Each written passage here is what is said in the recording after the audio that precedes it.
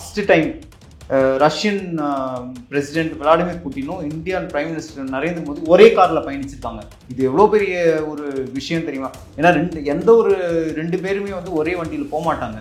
ஆனால் எந்த அளவுக்கு ஒரு கோஆப்ரேஷன், எந்த அளவுக்கு ஒரு தாட் ப்ராசஸ்ஸு, எந்த அளவுக்கு ஒரு நம்ம மேலே ஒரு மதிப்பும் மரியாதையும் இருந்ததுன்னா ரெண்டு கண்ட்ரியும் வந்து ரெண்டு கண்ட்ரி நம்பர் 1 வண்டியில் போகிறாங்க. டிசம்பரில் புட்டின் இந்தியாவுக்கு வராரு. ஸோ அது ஒரு பெரிய பார்க்கப்பட்டது. மோஸ்ட் இம்பார்ட்டன்ட்னா இந்தியா, சைனா, ரஷ்யா 3 பேரும் ஒன்றா சேர்ந்தாங்கன்னா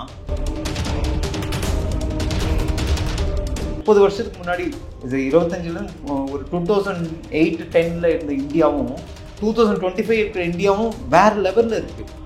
ஏன்னா என்னைக்கு நம்ம பாம்லாம் ரெடி பண்ணி இது பண்ணோம் 2011 மோடியில் அந்த கவர்மெண்ட் வந்தப்பறம் நான் மோடி கவர்மெண்ட்டுக்காக நான் பேசல. பட் அதுக்கப்புறம் அந்த இந்தியாவை பார்க்குற அந்த ஒரு தோரணையே டிஃப்ரெண்ட்டாக இருக்குல்ல. டொனால்ட் ட்ரம்ப் 4 தடவை இந்தியா பிரைம் மினிஸ்டருக்கு மோடி கால் பண்ணாரு. Indian prime minister Modi phone எடுக்கல. ஏன்னா நீ வந்து டாரிஃப் போட்ட அப்புறம் என்கிட்ட எதுக்கு பேசணும்? ட்ரம்ப்போட எண்ணமே பாருங்களேன். சைனாக்கு மட்டும் டாரிஃப் போடவே மாட்டேங்கிறாரு.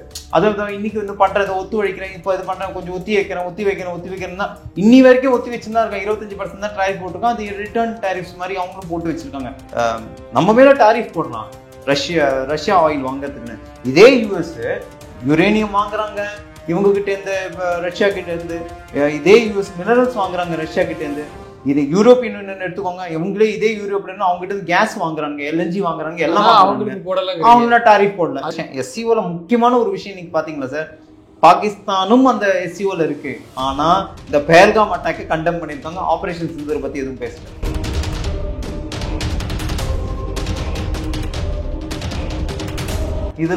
இதெல்லாம் வந்து ஒரு பாசிட்டிவ் சைன் இந்தியா பக்கம் திரும்புறது. ஏன்னா அவங்களுக்கும் சைனாக்கும் தெரியும் இந்தியாவோட சப்போர்ட் இல்லாமல் அவங்களோட வளர்ச்சியும் நிறைய அடிவாங்க. இந்த டாரிஃப் கூட கொஞ்ச நாள் அவரே கேன்சல் பண்ணுவார் பாருங்க. அதுக்கு ஏன்னா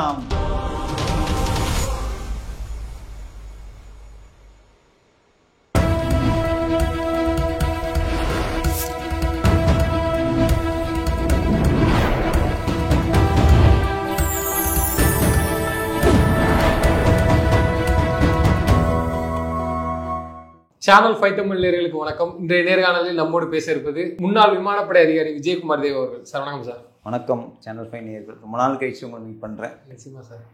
சார் இந்த சைனாவில் ஷாங்காய் ஒத்துழைப்பு மாநாடு நடந்துட்டு இருக்கு. எல்லா நாட்டு தலைவர்களும் கலந்துக்கிறாங்க. இது ட்ரம்ப் வரி விதிப்பை வச்சு பல்வேறு விமர்சனங்கள்லாம் சீன அதிபர் ஜிபிங் கூட விமர்சித்து பேசியிருக்காரு. இதன் போக்கை எப்படி பார்க்குறீங்க? இப்படி பாகிஸ்தானுடைய பிரதமர்லாம் கலந்துருக்கிறாரு, நம்ம பார்த்துருக்கோம் காலையில். இப்போ Shanghai cooperation SCO Shanghai cooperation organisation அப்படின்றது வந்து ஒரு சம்மிட்டு, அது ஒத்துழைப்பு மாநாடு மாதிரி. அதாவது 20 கண்ட்ரிஸ் இருக்குது. அதில் மொத்தம் மெம்பர் கண்ட்ரிஸ்ன்னு பார்க்க போனீங்கன்னா 8 பேர் மெம்பர் கண்ட்ரிஸ்.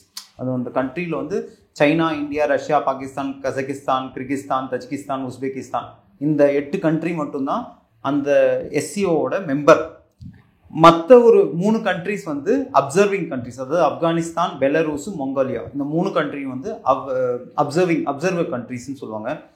அண்ட் டயலாக் பார்ட்னர்ஸ்னால் என்னென்னா, ஏதாவது ஒரு பேச்சுவார்த்தைகளுக்கு வேண்டிய அளவுக்கு அந்த கோஆப்ரேஷனில் இருக்கிற பார்ட்னர்ஸ் வந்து Armenia, Azerbaijan, Cambodia, Sri Lanka, Turkey, Egypt, Nepal, Qatar, Saudi Arabia, இவங்கெல்லாம் வந்து டயலாக் பார்ட்னர்ஸ். இவங்களுக்குள்ள ஏதாவது ஒரு பேச்சுவார்த்தைகள், ஏதாவது டயலாக், ஏதாவது 2 பேருக்கு சமாதானம் படுத்தி வைக்கணும், இல்லை பேசி அந்த மாதிரி முடிவு வைக்கணுன்றதுக்காக இந்த ஒரு 9 கண்ட்ரிஸ் இருக்கும். ஸோ ஆக மொத்தத்தில் 20 கண்ட்ரிஸ் பார்ட்டிசிபேட் பண்ணியிருக்காங்க. இது ரொம்ப முக்கிய வாய்ந்த ஒரு டைமில் நடந்திருக்கு. ஏன்னா இப்போ ரீசெண்டாக செப்டம்பர் 1 போல் ஆகஸ்ட் 25 ட்ரம்ப் வந்து நம்ம 50% டேரிஃப் போட்டார். இதனால பல தொழில், எஸ்பெஷலி நம்ம திருப்பூர் டெக்ஸ்டைல் சைடு, அப்புறம் இதுக்கெல்லாம் வந்து மற்ற இண்டஸ்ட்ரீஸ்லாம் வந்து இந்த கோல்டு, டைமண்ட் இண்டஸ்ட்ரி இதெல்லாம் பாதிக்கப்படுது. ஏன்னா டாரிஃப் நம்ம இப்போ அங்கே ஒரு ஃபார் எக்ஸாம்பிள் நம்ம ஒரு பொருள் இங்கேருந்து 1000 ரூபாய்க்கு ஏற்றுமதி பண்ணுறோம் அப்படின்னா அங்கே வாங்கி அவங்களும் விற்கணும். அதுக்கேற்ற மாதிரி அவங்க வந்து ஒரு இது பண்ணோம். ஆனால் அங்கே இறங்கும்போது 50% டாரிஃப்னா 1500 ரூபா அப்படி ஆகிடும். ஸோ இந்த பொருள் முன்னாடி விற்று பொருள் இப்போ வந்து 1100 ரூபாய்க்கு விற்று பொருள் இப்போ ஒரு 100 ரூபா ப்ராஃபிட் வச்சு இந்த மொபைல் விற்கிறான் அப்படின்னா இந்த மொபைலோட அங்கே இறங்கும் போதே வந்து 1500 இறங்கும். அதுக்கு மேலே அவன் ப்ராஃபிட் வித்தனா அது இன்க்ரீஸ். ஸோ அதனால என்ன ஆகும்னா இந்த இப்போ அடுத்து அவன் வந்து நம்ம மேலே 50% டேரிஃப் போட்டதுனால அந்த ஊர் மக்கள்லாம் வந்து நான் எதுக்கு 1100 கிடைக்கும் போது நான் எதுக்கு 1600 கொடுத்து நான் வாங்க போகிறேன். ஸோ அவங்க வந்து இதேமே சீப்பாக இருக்கிறது. ஸோ இதனால் நம்மளோட வணிகம் பாதிக்கிறதுனால என்ன ஆகும்னா நம்மளுக்கு இங்கே ஏற்றுமதி நிறைய இருக்காது. எஸ்பெஷலி துணிகள் உங்களுக்கே தெரியும். பங்களாதேஷ், இந்தியா, பங்களாதேஷ், வியட்நாம் இப்பெல்லாம் நிறைய துணி. இப்போ நாளைக்கு நம்மக்கிட்ட திருப்பூர்லேருந்து போகிற துணிகளுக்குலாம் ஆர்டர்ஸ் கேன்சல் பண்ணிவிட்டு அவங்க என்ன பண்ணுவாங்கன்னா பங்களாதேஷோ இல்லை வந்து வியட்நாம், பிலிப்பீன்ஸ் இந்த மாதிரி கண்ட்ரிலேருந்து துணி எடுக்க ஆரம்பிச்சிடுவாங்க. ஸோ இதனால் நம்மளுக்கு பொருளாதாரமும் லாஸ் ஆகும். ப்ளஸ் நம்மளுக்கு வந்து நிறைய தட்டுப்பாடுகள், வேலை வாய்ப்புகள், கவர்மெண்ட்டுக்கு வரி நஷ்டம் எல்லாமே உண்டு. ஸோ இது வந்து ட்ரம்ப் போட்டதுனால இது நம்மளுக்கு ஒரு பெரிய பின்னடைவாக இருக்கு. ஸோ இதுக்கு நடுவில் இப்போ இந்த SCOவில் வந்து இப்போ மீட்டிங் போயிருக்காரு. ஃபஸ்ட்டு டைம் 17 வருஷத்துக்கு அப்புறம் ஃபஸ்ட்டு டைம் பிரதமர் மோடி வந்து இப்போ இதுக்கு போயிருக்காரு, நம்ம சீனாவுக்கு போயிருக்காரு, டியான்ஜினுக்கு போயிருக்காரு. ஏன்னா 2020 உங்களுக்கு இது கல்வானில் ஒரு கிளாஷ் நடந்தது. இந்த ஃபிங்கர் பாயிண்ட் 678லலாம் ஒரு பிரச்சனை நடந்தது. ஸோ அதனால் வந்து நிறைய பிரச்சனைகள், நிறைய ஒரு இஷ்யூஸ், இராணுவத்து கூட சண்டை நடந்தது. ஸோ இதெல்லாம் வந்து ஒரு பெரிய பின்னடைவு நம்ம இதுக்கு நாட்டுக்கு கிடச்சிது அந்த 2020 அந்த கோவிட் டைமு. ஸோ இதெல்லாம் வந்து சைனா கூட ஒரு நல்ல தொடர்பு இல்லை, நல்ல உறவுகள் இல்லாமல் போனதுனால இதுக்கு வந்து ஒரு பெரிய முற்றுப்புள்ளியாக இருந்தது. சைனா வந்து ஒரு இந்தியாவோட வேர்ஸ்ட் பார்ட்னர் மாதிரி ஆயிடுச்சு அது. ஸோ இதனால என்ன ஆச்சு அப்படின்னா நிறைய எதிர்பார்ப்புகள் அந்த டைமில் சைனா டெவலப்பிங் கண்ட்ரி, கோவிட்னால நிறைய வேலை வாய்ப்பு லாஸ் ஆயிடுச்சு. எல்லாமே இதனால ரொம்ப ஒரு பின்னடைவு, எல்லா கண்ட்ரிக்குமே பின்னடைவு. ப்ளஸ் கோவிட் வைரஸ் வந்து சைனாலேருந்து வந்ததுன்ற ஒரு பிரச்சனை இருந்தது. அதுக்கப்புறம் இந்தியா வந்து வேக்சின்லாம் தயாரித்து உலகத்துக்குலாம் ஏற்றுமதி செஞ்சு எல்லாரையும் நாட்டுக்கு எல்லாருக்குமே நிறைய கண்ட்ரீஸ்க்கு வேக்சின்ஸ் அனுப்பிச்சாங்க. ஸோ அதனால நம்மளுக்கு வந்து ஒரு நல்ல தொடர்பு இல்லாமல் இருந்தது. இப்போ இந்த சைட்லைன் இந்த ட்ரம்ப்போட இதனால திருப்பி ஒரு ஆப்பர்ச்சுனிட்டி. இதுக்கு நடுவில் என்னாச்சுன்னா இந்த கோவிட் டைமில் ரஷ்யா யுக்ரைன் வார் ஓடிந்தது. ஒரு 3 வருஷமாக இப்போ ஆகிட்டுருக்கு. ரஷ்யா யுக்ரைன் வார் 3 வருஷமாக ஓடிட்டுருக்கு. ஸோ இதுக்கு நடுவில் வந்து நிறைய சாங்ஷன்ஸ் ரஷ்யா மேலே போட்டாங்க யுக்ரைன் வார் ஸ்டாப் பண்ணுறதுக்கு. அமெரிக்கா வந்து நிறைய ஆயுதங்கள்லாம் சப்ளை பண்ணாங்க. யூரோப்பியன் கண்ட்ரிஸ் நிறைய ஆயுதங்கள் சப்ளை பண்றாங்க. அது இப்போ எனக்கு அதுதான் ஒன்று புரியல. இப்போ எல்லாமே பண்றாங்க, எல்லாம் செய்யறாங்க. எனக்கு இப்போ இந்தியா இதே பைடன், இதுக்கு முன்னாடி பைடன் இருந்தபோது நீ ரஷ்யா கிட்ட இருந்து ஆயில் வாங்கு, அப்போதான் குளோபல் ஆயில் பிரைஸ் ஸ்டெபிலைஸ் ஆகும், நீ அவங்க கிட்ட இருந்து வாங்க விட்டுட்டேன்னா நீ பிரச்சனை இல்லை, நீ வாங்குன்னு எப்போ பைடன் அட்மினிஸ்ட்ரேஷன் சொல்லியிருக்கு. இப்போ ட்ரம்ப் வந்து இல்லை நீ வாங்கக்கூடாது, நீ அவங்ககிட்ட ஆயில் வாங்கக்கூடாது, நான் அவங்க மேலே டேரிஃப் போடுவேன் அப்படின்னா இது அமெரிக்காவோட டபுள் ஸ்டாண்டர்ட்ஸ் தெரியுது. இதில் எனக்கு இன்னொரு வருத்தப்படுன்னா இப்போ ரஷ்யன் ஆயில் வந்து உலகத்தில் வந்து எல்லாருக்கும் இப்போ ரஷ்யன் ஆயில் ஏன் வாங்குறோம் அப்படின்னா நம்மளுக்கு வந்து நம்ம கண்ட்ரிக்கு எது நம்மளுக்கு சீப்பாக கிடைக்குதோ அதுதானே நம்ம இது பண்ண முடியும். இப்போ ரஷ்யன் ஆயில் வந்து ஒரு மற்ற கண்ட்ரியில் பேரல் $57 பேரல் விற்குது அப்படின்னா ரஷ்யன் ஆயில் $40 கொடுக்குறேன்ற நம்மளுக்கு கன்செஷனில் கொடுக்கும்போது நம்மளுக்கு அதுதானே சீப்பாக இருக்குது. நம்ம ஒரு பேரல் $40 நம்ம நிறைய பேரல் வாங்கி இறக்குறோம். ஸோ இதனால வந்து நம்மளுக்கு வந்து ப்ராஃபிட்டபிலிட்டி, கண்ட்ரிக்கு ப்ராஃபிட்டபிலிட்டி இருக்குது. இதனால நிறைய வெல்ஃபேர் ஸ்கீம்ஸ் நடக்க முடியுது, எல்லாமே பண்ண முடியும். ஸோ அதனால் இது வந்து ஒரு பெரிய ரஷ்யன் ஆயில் வாங்குறது ஒரு பெரிய, இன்ஃபேக்ட் நம்மளோட ஜாஸ்தி வந்து சைனா வாங்குறான். ஆனால் சைனாக்கு வந்து ஏன் டேரிஃப் போட மாட்டாங்க? ஏன்னா அவங்க கிட்ட இந்த எலக்ட்ரோ மேக்னெட்டிக்ஸ் பதார்த்த பொருட்கள் நிறைய இருக்கு. எலக்ட்ரோ மேக்னெட்டிக்ஸ், அந்த மேக்னெட்ஸ், கெமிக்கல்ஸ், நிறைய மினரல்ஸ்லாம் அவங்க கிட்ட இருந்து வாங்கணும். இப்போ அவங்க கிட்ட டேரிஃப் போட்டான்னு வச்சுக்கோங்க, அவங்களோட ட்ரம்ப்போட எண்ணமே பாருங்களேன், சைனாக்கு மட்டும் டேரிஃப் போடவே மாட்டேங்கிறாரு. அதாவது இன்னைக்கு வந்து பண்றதை ஒத்துழைக்கிறேன், இப்போ இது பண்றேன், கொஞ்சம் ஒத்தி வைக்கிறேன் தான் இன்னி வரைக்கும் ஒத்தி வச்சுதான் இருக்காங்க. 25% தான் டேரிஃப் போட்டிருக்காங்க. அது ரிட்டர்ன் டேரிஃப்ஸ் மாதிரி அவங்களும் போட்டு வச்சிருக்காங்க. ஆனா திடீர்னு 150% போடுவேன், 200% போடுவேன் தான் சொன்னாரு. ஆனா போடல. பண்றேன் புலி வருதுன்னு தான் பண்ண மாட்டாரு. ஏன்னா சைனா கிட்ட இருந்து ஆதாயம், சைனா கிட்ட இருந்து நிறைய பொருள் ஏற்றுமதி இறக்குமதி ஆகுதுங்க. ஸோ அதனால அவங்க கிட்ட வந்து ஆப்பிள் ஃபோன்ஸ்லாம் ஸ்டாப் ஆகிடும் நிறைய இடத்துல. இப்போ ஆப்பிள் வந்து ஒன்று சைனா இல்லைன்னா இந்தியாவில் தான் பண்ணி ஆகணும். Maximum man power work force location வேணுங்கிற அந்த ஏரியா, ஜாகிரபிக்கல் ஏரியா, ஏற்றுமதிக்கான ஜாகிரபிக்கல் ஒர்க் ஃபோர்ஸு, அந்த பதார்த்தங்கள் மினரல்ஸ் கிடைக்கிறது, கவர்மெண்ட் அப்ரூவல்ஸ்லாம் கிடைக்கிறது, இது எல்லாமே வந்து இந்தியாவில் ஈஸியாக இருக்குது, சைனாலையும் ஈஸியாக இருக்குது. அதனால தான் இங்கே மாதிரி கண்ட்ரீஸில் மேனுஃபேக்சர் பண்ணுறாங்க. இப்போ அவங்களே அங்கே வியட்நாம், ஃபிலிப்பீன்ஸ்லாம் போனோன்னா அவங்களுக்கு அந்த level of skill set man பவர்லாம் கிடைக்காது. ஸோ அதனால தான் வந்து இந்தியாவோ சைனாவோ தான் தேர்ந்தெடுக்காங்க. இப்போ இந்தியா கிட்டையும் சைனா கிட்டையும் பக்கச்சுன்னு எங்கே போவாங்க? இப்போ அதுதான் இப்போ டாரிஃப் போடுறான் நம்ம மேலே. இப்போ இந்தியா, சைனா, ரஷ்யா, இப்போ இன்னைக்கு பார்த்தீங்கன்னா first time Russian president Vladimir புட்டினும் Indian prime minister Narendra Modi ஒரே காரில் பயணிச்சிருக்காங்க. இது எவ்வளோ பெரிய ஒரு விஷயம் தெரியுமா? ஏன்னா எந்த ஒரு ரெண்டு பேருமே வந்து ஒரே வண்டியில் போக மாட்டாங்க. ஆனால் எந்த அளவுக்கு ஒரு கோஆப்ரேஷன், எந்த அளவுக்கு ஒரு தாட் ப்ராசஸ்ஸு, எந்த அளவுக்கு ஒரு நம்ம மேலே ஒரு மதிப்பும் மரியாதையும் இருந்ததுன்னா ரெண்டு கண்ட்ரி நம்பர் 1னும் வண்டியில் போகிறாங்க. இன்னொரு விஷயம் வந்து இதில் பார்த்தீங்கன்னா டிசம்பரில் புட்டின் இந்தியாவுக்கு வராரு. ஸோ அது ஒரு பெரிய பார்க்கப்படுது. மூணாவது விஷயம் வந்து சைனாக்கு இப்போ வந்து சைனாக்கிட்ட ஜி ஜின்பிங்கிட்ட டைரக்டாக இப்போ ஃபர்ஸ்ட் டைம் மோடி பேசியிருக்காரு. பேசி இப்போ நம்ம வந்து ரெண்டு பேருமே வந்து we are unanimous. நம்ம வந்து ரெண்டு பேருமே வந்து big work force, man power ஃபோர்ஸ்ன்னு பார்த்தீங்கன்னா இந்தியாவுக்கும் சைனாக்கும் இருக்கிற மாதிரி வேற எவனுக்குமே கிட்டத்தட்ட ஒரு 27-28% ஆஃப் த பாப்புலேஷனே இந்தியா சைனா தான். உலகத்து பாப்புலேஷனோட 28-30% பாப்புலேஷன் வந்து சைனாவும் இந்தியாவும் தான். மீதி தான் கொஞ்சம் எல்லாம் மீதி 240 கண்ட்ரீஸில் மீதி இருக்காங்க. ஸோ நம்ம இவ்வளோ பெரிய பாப்புலேஷன் இருக்கும்போது நம்ம மேக்ஸிமம் யூட்டிலைசேஷன் நம்ம யூஸ் பண்ணிக்கணும், நம்ம ரெண்டு பேரும் கோஆப்ரேட் பண்ணிக்கணுன்ற இதில் அது ஒரு அண்டர்ஸ்டாண்டிங்கில் வந்திருக்காங்க. இதெல்லாம் போக மோஸ்ட் இம்பார்ட்டன்ட்னா இந்தியா, சைனா, ரஷ்யா 3 பேரும் ஒன்றா சேர்ந்தாங்கன்னா ஒரு பெரிய சூப்பர் பவர். இப்போது இந்த பிரிக்ஸ்ன்னு ஒன்று இருக்கு இல்லையா, Brazil, Russia, India, China and south Africa, இந்த 5 கண்ட்ரீஸும் சேர்ந்து இப்போ பிரிக்ஸ் பே அப்படின்னு கொண்டு வராங்க. இதனால என்ன ஆகும்னா, இது நம்ம யூபிஐ, இப்போ இந்தியாவில் யூபிஐ இருக்குல்ல, இந்த மாதிரி பிரிக்ஸ் பே வந்துச்சுன்னா இந்த 5 கண்ட்ரீஸ்லையும் அவங்கவுங்க கரன்சியில் நம்ம டிரான்ஸ்ஃபர் பண்ணலாம். ஆனால் இப்போ வரைக்கும் டாலரில் பண்ணிட்டு இருக்கோம். ஸோ இது வந்து என்ன ஆகும்னா, இது வந்து பயங்கர பின்னடைவு. அமெரிக்கா, இன்ஃபேக்ட் அமெரிக்காவுக்கு பயங்கர பின்னடைவு வரும். ஏன்னா உன்னோட டாலரோட இதுவே ரேட்டே இதெல்லாம் விடுறீங்களே சார். எனக்கு ஒன்னே ஒன்று புரியல, நம்ம மேலே டாரிஃப் போடலாம் ரஷ்யா ஆயில் வாங்குறதுக்குன்னு. இதே யூஎஸ் யுரேனியம் வாங்குறாங்க இவங்க கிட்ட இருந்து, ரஷ்யா கிட்ட இருந்து. இதே யூஎஸ் மினரல்ஸ் வாங்குறாங்க ரஷ்யா கிட்ட இருந்து. இது யூரோப்பியன் யூனியன் எடுத்துக்கோங்க, இவங்களே இதே யூரோப்ல இருந்து அவங்க கிட்ட கேஸ் வாங்குறாங்க, எல்என்ஜி வாங்குறாங்க, எல்லாம் அவங்க டாரிஃப் போடல. அதே நேரத்தில் பொருளாதாரத்துல வளர்ந்து வந்துட்டு இருக்கு இந்தியா, இது ஒரு காரணம். இதுதான் சார், இது காரணம், இதுவும் ஒரு காரணம், இதுதான் மெயின் காரணம். ஏன்னா அவங்களுக்கு வந்து அவங்க எப்படி எதிர்பார்க்குறாங்கன்னா, அமெரிக்கன் ப்ராடக்ட்ஸ்லாம் வந்து எல்லாமே வந்து இந்த ஆர்கானிக் கிடையாது சார், எல்லாமே கெமிக்கல்ஸ் போட்டு இது உரம் போட்டு இது பண்ணி.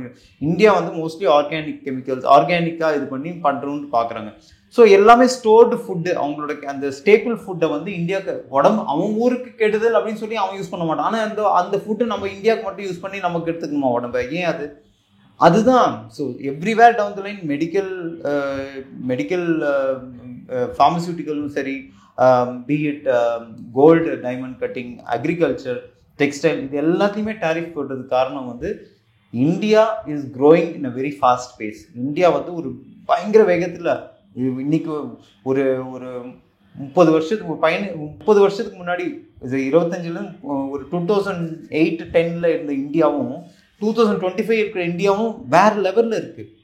ஏன்னா என்னைக்கு நம்ம பாம்லாம் ரெடி பண்ணி இது பண்ணோம், 2011 மோடியில் அந்த கவர்மெண்ட் வந்த அப்புறம் நான் மோடி கவர்மெண்ட்டுக்கான பேசல, பட் அதுக்கப்புறம் அந்த இந்தியாவை பார்க்குற அந்த ஒரு தோரணையே டிஃப்ரெண்ட்டாக இருக்குல்ல. எவ்வளோ பேர் ஃபாரினர்ஸ் நிறைய பேர் சொல்கிறாங்க, முன்னாடிலாம் இந்தியன்ஸ்னால் ரொம்ப ஒரு கேவலமாக பார்ப்பாங்க, இப்போ இந்தியன்ஸ்னாலே ஒரு ஆமாம் நீங்களாம் இந்தியன்ஸ், உங்ககிட்ட இது நிறைய அந்த ரெஸ்பெக்ட், அந்த ரிகார்டு எல்லாமே நிறைய வந்திருக்கு. ஸோ இதெல்லாம் வந்து நம்ம வளர்ந்து கொண்டு இருக்கிறதுனால தானே இதெல்லாம் வருது. இன்னைக்கு பார்த்தீங்கன்னா யூபிஐயில் வந்து எனக்கு நல்லா ஞாபகம் இருக்குது, யூபி யூனிஃபைட் பேமெண்ட்ஸ் இன்டர்ஃபேஸ் இருக்கு இல்லையா. ஒரு காலத்தில் வந்து 2012 வந்து இது 2018-19 கொண்டு வந்த போது யார் இதெல்லாம் யூஸ் பண்ண போகிறாங்க, எங்கேருந்து இந்த யார் ஒரு காய்கறி வைக்கிறவங்கலாம் வாங்க போறாங்க, சாத்தியமாகும்னா அவ்வளோ கேள்விகள் கேட்டாங்க. இதெல்லாம் நடக்கிற காரியங்கள். இன்னைக்கு ஜிபே எல்லாம் பண்ணவே முடியல பாருங்களேன் சார், நீங்களே சொல்லுங்க. ஜிபே எங்க போனாலும் ஜிபேயோ, கூகுள் பேயோ, சாரி ஃபோன்பே இல்லைன்னா பேடிஎம், இதுதான் யூஸ் பண்ணிட்டு இருக்கோம். யூபிஐ மூலமாக தான் பேமெண்ட் பண்ணிட்டு இருக்கோம். யாருமே ஒரு காய்கறி கடைக்குள்ள ஒரு ஒரு வேர்க்கடலை கடைக்கு போனாலும் சரி, ஒரு சின்ன மளிகை கடை, ரோட்டு கடையில் இந்த ரோடு தள்ளுற வண்டி சாப்பாடு, தள்ளு வண்டி சாப்பாடு, அவங்களும் ஜிபே வச்சுருக்காங்க, இது ஸ்கேனர் வச்சுருக்கு. ஸோ எல்லாமே வளருது சார். நம்ம India is growing in a very different, வேற லெவலில் க்ரோத்தில் ஓடிட்டு இருக்கிறதுனால இட் இஸ் இப்போ அவங்களுக்கு வந்து அது எப்படி ஸ்டாப் பண்ணுறதுன்னு தெரியல. சும்மா டாரிஃபை போட்டு இவங்க வளர்ச்சி நிற்கணும், இவங்க வந்து இது பண்ணணும். ஆனால் இந்தியா இதுக்கெல்லாம் India is planning for a very big thing. இல்லை, எனக்கு ஒரு டவுட் என்னன்னா, ஈரான்ல இதே மாதிரி பொருளாதாரம் இப்போ வரைக்கும் இருக்கு, ஆனால் அதெல்லாம் அவங்க தாண்டி வீண் பண்ணி தான் வந்துட்டு இருக்காங்க. கண்டிப்பா. ஸோ இதே சூழலை இந்தியாவுக்கும் நாளைக்கு நம்ம தைரியமா எடுக்கலாம்ல? கண்டிப்பா சார், நம்ம தைரியமா இறங்கி தான் இருக்கோம். இப்போ நம்ம டாரிஃப் நீங்க சொல்றீங்கல்ல, அவங்களோட ஒரு ஜெர்மன் நியூஸ் பேப்பரே வந்து போட்டது என்னன்னா, நாளேட்டில் போட்டது என்னன்னா, டொனால்ட் ட்ரம்ப் 4 தடவை இந்தியா பிரைம் மினிஸ்டர் மோடி கால் பண்ணாரு. Indian prime minister Modi phone எடுக்கல. ஏன்னா நீ வந்து டாரிஃப் போட்ட அப்புறம் என்கிட்ட எதுக்கு பேசணும்? நீ வந்து எங்க மேல வந்து ஒரு டாரிஃப்னு ஒரு பிரச்சனையை ஒரு ஃபைன் மாதிரி ஒரு போடுறாங்க, ஒரு ஃபைனோ இல்லை வந்து உன் மேல ஒரு பொருளாதார தடை மாதிரி ஒன்று போடுறாங்க. டாரிஃப்ன்றது பொருளாதார தடைன்னு வச்சுக்கோங்க, கிட்டத்தட்ட அது மாதிரி தானே. என் மேல தடை போட்டுட்டு அதுக்கப்புறம் நான் உங்ககிட்ட பேச வரணும், எதுக்கு பேசணும்? ஒன்று நீ முதல்ல தடை போடுறதுக்கு முன்னாடி என்கிட்ட பேசியிருக்கணும். இல்லையா, தடை போட போறேன்னு சொல்லும் போதே நீ வந்து இது மாதிரி நான் இதெல்லாம் இருக்கு, நீ என்ன பிரச்சனையோ சார்ட் அவுட் பண்ணிக்கலாம், தடை போடுறதுக்கு முன்னாடி பண்ணிக்கலாம். நீ தடை போட்ட அப்புறம் என்கிட்ட எதுக்கு பேசணும்? அதுதான். ஸோ அது மாதிரி இப்போ நான் வந்து இப்போ டோட்டல் சைட்லைன் அதே மாதிரி இந்த எஸ்சிஓல முக்கியமான ஒரு விஷயம் இன்னைக்கு பார்த்தீங்களா சார், பாகிஸ்தானும் அந்த எஸ்சிஓல இருக்கு. ஆனால் இந்த பெஹல்காம் அட்டாக்கை கண்டெம் பண்ணியிருக்காங்க. ஆப்ரேஷன் சிந்தூரை பற்றி எதுவும் பேசல, அது தப்புன்னு சொல்லவே இல்லை. பெஹல்காம் அட்டாக்கை எஸ்சிஓல கண்டெம் பண்ணியிருக்காங்க இப்போ நடந்த எஸ்சிஓல. ஸோ அப்போனா என்ன, உலக நாடுகள் எல்லாரும் அக்னாலேஜ் பண்ணுறாங்க, டெரரிஸ்ட் வந்து அனுப்புகிறாங்க. இன்னைக்கு ஆசிம் முனீரோ பாகிஸ்தானோ அமெரிக்காவுக்கு சப்போர்ட் பண்ணிட்டு இருக்காங்க. ஏன்னா அமெரிக்காவுக்கு வந்து பாகிஸ்தான் வந்து எப்படியாவது சப்போர்ட் பண்ணி அவனை ஒரு ஸ்கேப் கோட்டுன்னு சொல்லுவாங்க தெரியுமா, என்ன பலிக்கடான்னு சொல்லுவாங்க, பலிக்கடாவை வச்சு அவனை வந்து காய நகத்தை பார்க்குறாங்க. அமெரிக்காவை வச்சு நான் அவனுக்கு இப்போ இது தரேன். ரீசெண்டாக சார் அமெரிக்கா வந்து சைனா வந்து கேட்டிருக்கு, பாகிஸ்தான் வந்து சைனா கிட்ட பெஷாவர்லேருந்து கராச்சிலேருந்து பெஷாவர் போகிறதுக்கு அந்த ரயில்வே லைனுக்கு ஒரு $8 பில்லியன் வேணும், அதை அப்கிரேட் பண்ணணும் ரயில்வே லைனு, கொஞ்சம் எனக்கு பணம் லோன் கொடுங்க அப்படின்னா கொடுக்க மாட்டேன் அப்படின்ட்டான் சைனா. ஏன் இதெல்லாம் வந்து ஒரு பாசிட்டிவ் சைன் இந்தியா பக்கம் திரும்புறது. ஏன்னா அவங்களுக்கும் சைனாக்கும் தெரியும் இந்தியாவோட சப்போர்ட் இல்லாமல் அவங்களோட வளர்ச்சியும் நிறைய அடி வாங்கிருக்கு சார். சைனா இந்தியாவுக்கு எவ்வளோ பொருட்கள் வந்துருந்தது முன்னாடி, இப்போ எல்லா பொருளும் ஸ்டாப், ஆல்மோஸ்ட் எல்லாமே சைனா ப்ராடக்ட்ஸும் ஸ்டாப் பண்ணிட்டோம். அவனுக்கும் பயங்கர பின்னடைவு தானே பொருளாதாரத்தில். ஸோ அதனால எல்லாமே வந்து பேக்ட்ராப்ல ஒரு தூரமான ஒரு கண்ணோட்டத்தில் பார்த்தீங்கன்னா இதெல்லாம் ஒரு காரணத்துக்காக தான் நடக்குது. அதனால தான் இந்தியா, ரஷ்யா, சைனா, இந்தியா கூட இன்னைக்கு ரஷ்யா கூட பேசியிருக்காங்க, நம்ம எதுக்கு சண்டை போடணும் யுக்ரைன் கிட்ட எதுக்கு சண்டை போடுறோம், நீ இங்க இருக்கல ஒழுங்காரு, நீ எதுக்கு நேட்டோவில் போய் சேரணும்னு ஆசைப்படுற. இதுதான் அவங்களோட ரஷ்யாவோட இது. இந்தியாவோட நிலைப்பாடு என்ன, இல்லை நேட்டோவில் போறதுனால அப்படிலாம் ஒன்றும் கிடையாதா? எதுக்கு வேற ஒரு அது ரஷ்யாவுக்கான ஒரு பிரச்சனை. நீ நேட்டோவுக்கு போனா நான் உன்னை அட்டாக் பண்ணுங்கிறது. இதுல உலக நாடுகள் வந்து என்ன சொல்றதுன்னா, நீங்க போர் வந்து நாங்க விரும்பல, அமைதி நிலைகள் நாட்டன்னு சொல்றாங்க. நேட்டோவே ஒன்னு சேர்த்துக்க மாட்டேன்னு போது நீ எதுக்கு போய் தொங்கிட்டு இருக்கேன்னு கேட்கிறேன். ஜெலன்ஸ்கி யுக்ரைனை நேட்டோவே வந்து நான் இப்போ உடனே எடுக்க முடியாது, கொஞ்சம் பார்த்து நான் அதுக்கு நீ போய் தொங்கிட்டு இருக்க மாதிரி தானே இருக்கு. இதனால யாருக்கு நஷ்டம்? அமெரிக்காவுக்கு வந்து நிறைய லாபம். ஏன்னா அவன் வந்து வேணும்ட்டு உங்களுக்கு ஆயுதங்கள் கொடுக்குறேன்னு சொல்லிட்டு அவனோட trillions and trillions of dollars அவனுக்கு அங்கே நோட் அடிச்சு அவன் நோட் அடிக்கலாம், கரன்சி அடிக்கலாம், அவனுக்கு வந்து ஸ்டாஷ் பண்ணிட்டு இருக்கலாம். பட் இன்னைக்கு இந்தியாவோட நிலைப்பாடு வந்து வெரி கிளியர். இன்னைக்குமே அமைதி தான் காக்கணும், இந்த பக்கமும் சரி இந்த பக்கம் அமைதி காக்கணுன்றது தான் இந்தியாவோட தேவை. பட் அதுக்காக வந்து யாரு நீ என்ன சொன்னாலும் நான் கேட்பேன், நீ சொல்றதெல்லாம் நான் கேட்கணுன்றதெல்லாம் கிடையாது. இன்னைக்கும் ரஷ்யா வந்து நமக்கு 1971 வாரில் வந்து யூகேயும் யூஎஸும் போர்க்கப்பல்லாம் இந்தியாவுக்கு அமைச்ச போது ஒரு சப்மரீன் அமைச்சான் யூஎஸ்எஸ்ஆர். அன்னைக்கு பண்ண அந்த உதவியை இன்னைக்கும் நம்ம வந்து கிட்டத்தட்ட ஒரு 60 to 70% ஆஃப் ஆயுதம் வந்து ரஷ்யா கிட்டேருந்து தான் வாங்குறோம், ஆயில் ரஷ்யா கிட்டேருந்து தான் வாங்குறோம், நம்ம டெக்னாலஜி ரஷ்யா கிட்டேருந்து வாங்குறோம், விமான போர் ஆயுதங்கள் கூட ரஷ்யா கிட்டேருந்து வாங்குறோம், நிறைய திங்ஸ் நம்ம ரஷ்யா கிட்டேருந்து வாங்குறோம். ஸோ எவ்ரி திங் இஸ் நம்ம வாங்குறது எல்லாமே வந்து நம்ம ரஷ்யாவுக்கு துணை போகிற மாதிரி தான் செஞ்சிருக்கோம். ஏன்னா நம்மளுக்கும் ரஷ்யாவுக்கும் நல்ல அண்டர்ஸ்டாண்டிங், ஒத்துழைப்புகள், நல்ல ஒரு கூட்டுறவு பாதை நல்லா அமைச்சிருக்காங்க. ஸோ இது மோஸ்ட் இம்பார்ட்டண்ட் ஆஸ்பெக்ட் நம்ம பார்க்கணும். அண்ட் மோர் இம்பார்ட்டன்ட்லி இப்போ பார்த்தீங்கன்னா அந்த பிரம்மோஸ் மிசைல்ஸும் சரி, பிரம்மோபுத்ரா அண்ட் மாஸ்கோ 2 பேரும் அந்த பிரம்மோஸ் மிசைலும் சரி, சுகாய் 30 ஃப்ளைட்டும் சரி, இந்தியா வந்து யூரோப்பியன் கூட நல்ல ஃப்ரெண்ட்ஷிப் வச்சுருக்காங்க. டசால்ட் வாங்கியிருக்காங்க, ரஃபேல் வாங்கியிருக்காங்க, நம்மக்கிட்ட இப்போ சுகாய் 30 வாங்கியிருக்காங்க, இப்போ அப்கிரேட் பண்ணுறாங்க, சுகாய் 30 Mark 1 கூட அப்கிரேட் பண்ணுறாங்க. ஸோ எல்லாமே பார்த்தீங்கன்னா இந்த ரீசெண்ட் ஆப்ரேஷன் சிந்தூரில் பிரம்மோஸ் எப்படி ஒரு போய் அட்டாக் பண்ணியிருக்கு அப்படின்றது தெரிஞ்சுக்கும். ஸோ இந்த விஷயத்தெல்லாம் பார்க்கும்போது சுற்றி வளைச்சு பார்க்கும்போது இந்தியா ஒரு நல்ல பொருளாதாரத்தில் முன்னேற்றி கொண்டு தான் இருக்கிறது. அண்ட் இது வந்து ஒரு பெரிய இது பின்னடைவு தான். ஆனால் இது அந்த அளவுக்கு பின்னடைவு நம்மளுக்கு இந்தியாவுக்கு கொடுக்கும்ன்றது சமாளிச்சு வந்துடும். இந்தியா கண்டிப்பாக சமாளிச்சு வந்துடும். இது just matter of time sir. இது டொனால்ட் ட்ரம்ப்புக்கே வந்து இனிமே அவங்க கண்ட்ரியில் இருக்கிற அந்த செஷன்ஸ் கோர்ட், அவங்க கோர்ட்டே வந்து இதெல்லாம் இந்த மாதிரி லீகலாக பண்ணக்கூடாதுன்னு அந்த கோர்ட்டே சொல்லுது. நான் என்ன சொல்றது, நீ என்ன கேட்கறதுன்ற மாதிரி இன்னமும் அந்த ஒரு டொனால்ட் ட்ரம்ப் வந்து அந்த பிடிவாதத்தில் இருக்காரு. இன்ஃபேக்ட் வந்து ஒரு ஏதோ ஒரு நான் நியூஸில் படிக்கும்போது ஒரு இடத்துல பார்த்தேன், டொனால்ட் ட்ரம்ப்புக்கு வந்து ஏதோ ஒரு உடம்புல ஒரு பகுதி ஆம்பியூட் பண்ணணும் அப்படின்ற, உடம்புக்கு சீரியஸாக சரியில்லை ஆம்பியூட் பண்ணணுன்ற மாதிரி இது பண்ணுறாங்க. இது எப்படி இருக்குன்னா, டேரிஃப் எப்படி இருக்குன்னா, ஒரு இதில் நான் படித்தேன், என் பையன் வந்து மேத்ஸ் எக்ஸாமில் ஃபெயில் ஆகிட்டான் அப்படின்றதுக்காக பக்கத்து வீட்டில் இருக்கிற பூனையை அடிக்கிற மாதிரி அப்படின்றான். உன் பையன் மேத்ஸில் ஃபெயில் ஆகிட்டான் அது வேற விஷயம், நீ அதுக்கு பக்கத்து வீட்டு பூனையை அடிச்சுருந்தா பிரயோஜனம். ஏன்னா பூனை கூட விளையாண்டுறதுனால அந்த மேத்ஸில் பண்ணிட்டு அதுக்கு நீ உன் பையனை ஒழுங்காக இது பண்ணணுன்றது. உன் ஊரில் வந்து சரியாக முன்னேற்றம் பண்ண முடியல, உன் ஊரோட திங்ஸை ஒன்று கண்ட்ரோல் பண்ண முடியலன்னா அடுத்தவனோட எதுக்கு நீ இது பண்ணிட்டு இருக்க, அதுதான் இது சொல்ல வருது. அண்ட் மோஸ்ட் ப்ராபப்லி இந்த SCO சம்மிட்னால இந்தியா ஒரு நல்ல வலுவடைந்த நாடாக இன்னும் முன்னேற்றம் வரும். Plus India, China, Russia 3 cooperate பண்ணி ஒரு முன்னுக்கு வந்துச்சுன்னா இது ஒரு பெரிய சக்தியாக உலகத்துக்கே மாறும். ஸோ மேற்கொண்டு தினங்களில் இன்னும் நல்ல விஷயங்கள்லாம் வரும். இந்த டேரிஃப் கூட கொஞ்ச நாள்ல அவரே கேன்சல் பண்ணுவார் பாருங்க. அதுக்கு ஏன்னா அவரோட பயங்கர ப்ரெஷர்ஸ். ஏன்னா Google CEO, Microsoft CEO, Intel CEO எல்லாருமே இந்தியன்ஸ் தான் சார். சுற்றி பார்க்கணும்னா எல்லாம் இந்தியன்ஸ். ஒரு சைடில் ப்ரெஷர் வரும். இது just a matter of time. காத்திருந்து பார்ப்போம். நிச்சயமா சார். தொடர்ந்து எங்களுக்கு கருத்தில் பண்ண நன்றி. Thank you sir.